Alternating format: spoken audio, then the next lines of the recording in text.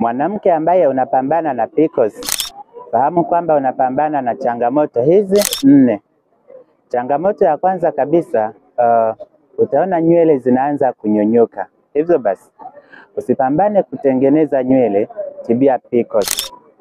Changamoto ya pili, unapata chunusi zisizoisha, chunusi zisizopona.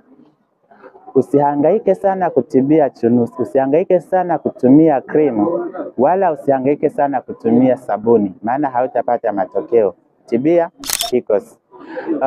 Wakati mwingine unapitia changamoto ya mwili kuongezeka kwa kasi na wala hauli chakula chenye mafuta au hauli chakula ambacho kinaweza kukufanya wewe unenepe kwa haraka. Hivyo basi, usipambane sana kufanya mazoezi tu peke yake hata kusaidia. Tibia PCOS.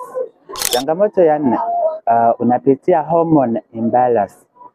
Ina maana kwamba homoni zako zimevurugika.